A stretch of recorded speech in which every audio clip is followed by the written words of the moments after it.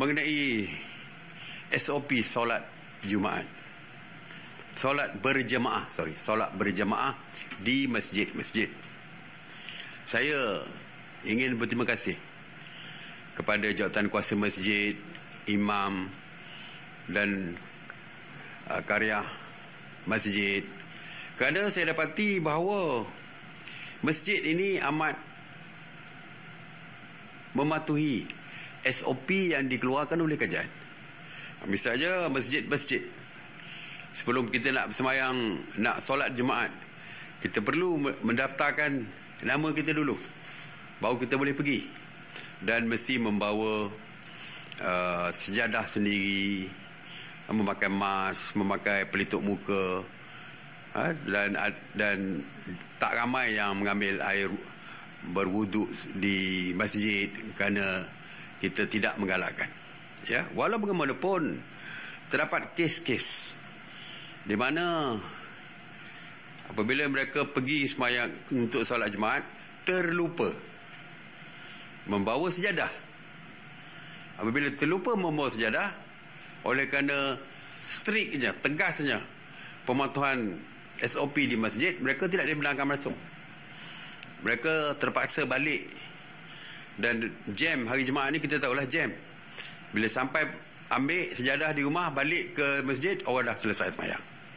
Jadi ramai yang merayu supaya dilonggarkan. Ya, begitu juga ada yang nak sembahyang subuh daripada luar, datang daripada jauh-jauh, singgah di masjid untuk sembahyang, lupa bawa sejadah, tidak dibenarkan. Hanya kerana tak bawa sejadah, kita tidak benarkan. Jadi hari ini yang berhormat Menteri di Jabatan Perdana Menteri, iaitu Menteri yang kita sebut sebagai Menteri Agama, yang dikenali sebagai Menteri Agama, Menteri Jabatan Hal Ehwal Perdana Menteri, Menteri di Jabatan Perdana Menteri yang berhormat Datuk Seri Dr. Zulkifli Al-Bakri, hari ini membawa rayuan daripada orang ramai ini kepada kita, masyarakat.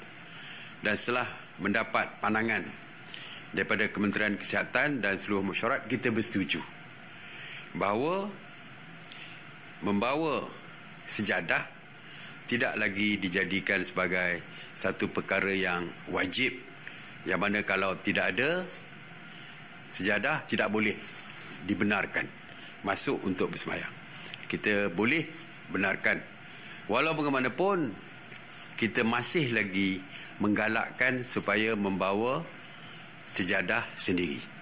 Oleh kerana sejadah tidak lagi diwajibkan, tetapi kita tidak boleh berkompromi di segi keselamatan, maka pelitup muka adalah wajib. Pelitup muka adalah diwajibkan.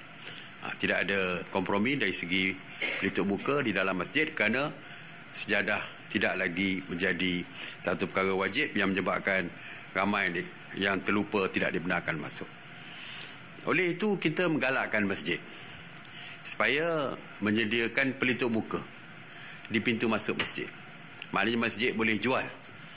Kalau 3ply itu RM1 yang diumumkan oleh KPDN HEP. Jadi mereka boleh hadirkan pelitup muka di situ, di pintu masjid, supaya boleh dijual kepada pengunjung karya ataupun individu yang ingin bersolat di masjid tersebut. Ataupun kita juga mencadangkan, kalau mereka nak buat kertas pakai buang untuk dijadikan lapik menggantikan sejadah, mereka juga boleh menyediakan. Jadi kita benarkan inisiatif di kalangan jawatan kuasa masjid untuk membuat. Mungkin mereka sediakan kertas, boleh digunakan untuk semayang, lepas itu boleh dibuangkan, jadi pakai buang. Jadi perkara ini juga boleh dilakukan. Jadi ini yang kita longgarkan sikit, tetapi masih lagi tegas dari segi penjagaan kesihatan bagi mempermudahkan dalam kes-kes tertentu yang mereka tidak dibenarkan berjemaah.